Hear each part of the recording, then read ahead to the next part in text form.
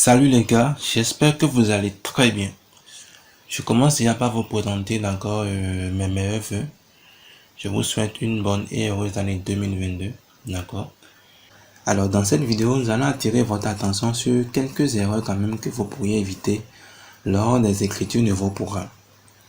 Alors la première erreur que vous pourrez éviter est beaucoup plus liée, d'accord, au signe d'affectation et à l'égalité. Alors, ce programme que vous avez devant vous actuellement vous permet beaucoup plus de récupérer un nombre chez l'utilisateur, d'accord? Et que quand le nombre est inférieur à 0, nous lui affichons le message, le nombre entré est négatif. Alors, pour pouvoir faire l'affectation, rappelez-vous qu'on utilise le signe d'égalité une seule fois pour pouvoir faire l'affectation. Supposons un instant qu'on a envie de tester la condition pour savoir si le nombre est nul, d'accord, ou non nul. Et donc, en mettant par exemple, si le nombre est égal à 0, si vous oubliez de mettre l'égalité deux fois de suite, je vais rapidement faire le test, vous allez voir, nombre entré est nul. D'accord? Alors, en testant ceci, c'est que si le nombre que la personne a entré est égal à 0, c'est qu'on aura affiché à l'écran le nombre entré est nul. Alors, on va rapidement faire le test. On va entrer 0. Et comme vous l'avez remarqué, le nombre entré est nul. Et donc, si en voulant notifier le nombre est égal à 0, vous effectuez par exemple le nombre est égal à 0, comme ceci. Et donc, le signe là, le signe d'égalité une seule fois, ne correspond pas à l'égalité. Et donc, ça correspond beaucoup plus au signe d'affectation. Et donc, vous allez voir qu'en faisant le test là, même si l'utilisateur entrait 0 à ce niveau, vous n'allez pas avoir le message le nombre entré est nul. Alors, on va rapidement tester, vous allez voir.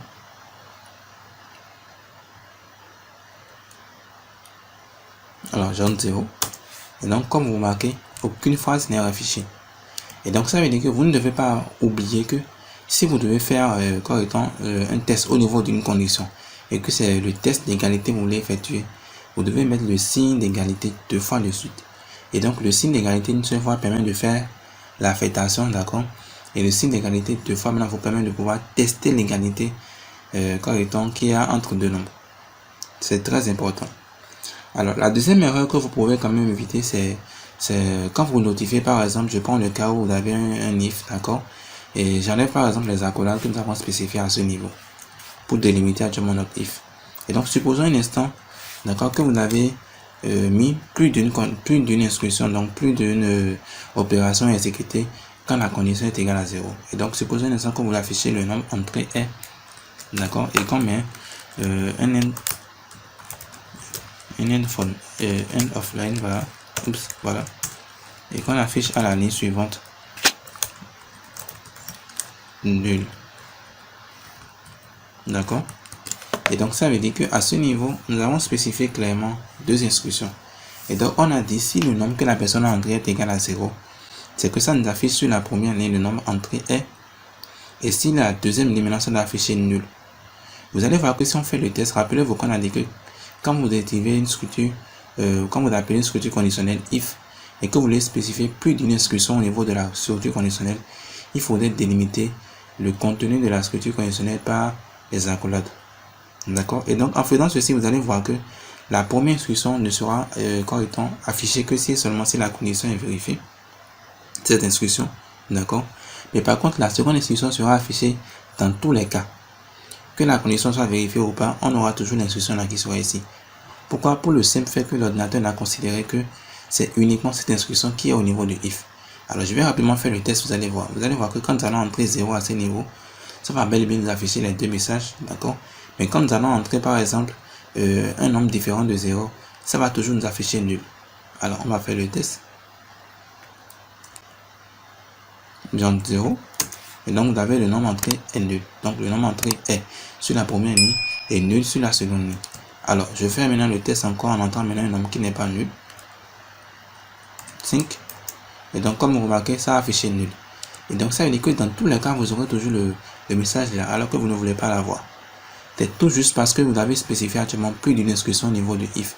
Et donc comme il n'y a pas d'accolade, l'ordinateur considère que c'est uniquement l'instruction là qu'il faut exécuter, d'accord, quand la condition est vérifiée. Et donc cette instruction, d'accord, sera exécutée dans tous les cas. Et donc il faudrait que vous vous rappelez que quand vous avez plus d'une instruction, il faut toujours délimiter par des accolades. Et d'abord, c'est l'une des raisons pour lesquelles, d'accord, on précise également que même si vous avez une seule instruction, de vous habituer à toujours mettre les accolades. Ça vous permet de pouvoir éviter ces petites erreurs là. C'est vraiment très très important. D'accord. Alors, la troisième erreur, d'accord, que vous pourrez également éviter, elle est également correctement structure conditionnelle. Alors, on a spécifié quand même que toute instruction que vous écrivez, d'accord, au niveau de votre ordinateur, d'accord, doit terminer par point virgule. Mais par contre, quand vous décrivez la structure conditionnelle if, d'accord, et que vous mettez par exemple point virgule à ce niveau, et que vous testez, vous allez voir que quand nous allons tester, même si le nombre entré, d'accord, par utilisateur est égal à 0, on aura toujours les deux messages ici. Mais les deux messages qu'on aura à ce niveau ne sont pas définis au niveau de la structure conditionnelle. Et donc, même le seul message qui est ici, même quand on n'a pas les accolades, le seul message qui est ici, d'accord, n'est pas spécifié au niveau du if. Et donc, ce message là-bas sera toujours exécuté, quelle que soit la valeur entrée par l'utilisateur. Et donc, même si l'utilisateur n'entre pas une valeur qui est égale à 0, on aura toujours affiché le nombre entré est nul. Alors, on va tester, vous allez voir, je vais entrer un nombre qui est différent de 0 et vous allez voir que ça va encore m'afficher les deux phrases. Alors, je teste rapidement. J'entre 2 et comme vous l'avez remarqué, le nombre entré est nul. Pourquoi? En mettant les points virgules à ce niveau, d'accord, nous avons juste spécifié à notre ordinateur que si la condition est vérifiée, alors il faut exécuter l'instruction qui est ici. D'accord? Et l'instruction qui est ici actuellement est en train de correspondre beaucoup plus à une instruction qui est vide. Et donc ça veut dire que quand le nombre est égal à 0, le système actuellement exécute ceci. Et donc comme c'est vide actuellement, ça exécute et ça passe maintenant à l'instruction suivante. Ce qui fait que quand on entre par exemple 5, d'accord, et quand la condition est vérifiée, d'accord, et que 5 n'est pas égal à 0, alors ça veut dire que la condition qui est ici n'est pas vérifiée. Et donc ça passe maintenant à la suite et ça affiche toujours les deux autres messages parce qu'on n'a pas spécifié les deux messages au niveau du bloc if.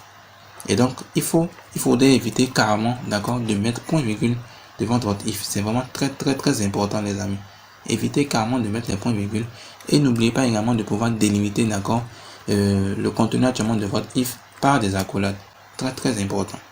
Et donc ça vous permet vraiment de pouvoir éviter actuellement les quelques erreurs que nous avons spécifiées actuellement. Et donc on souhaitait attirer votre attention sur ce fait parce que très souvent ça arrive aux débutants de pouvoir confondre par exemple le signe d'affectation avec le signe d'égalité. Et quand même on est également professionnel également au niveau du codage de ce langage, ça peut également nous arriver d'oublier ceci. Et donc c'est quand même très important d'attirer votre attention sur ces trois erreurs courantes, d'accord, que vous pouvez quand même éviter lors de l'écriture de vos programmes. Alors chers amis, dans la prochaine vidéo, nous allons rapidement traiter un TP ensemble. Nous allons résoudre une équation de second degré, d'accord, pour pouvoir voir si toutes les notions que vous avez abordées au niveau de cette formation, si vous les avez quand même bien captées. Et donc chers amis, on va se dire à très bientôt.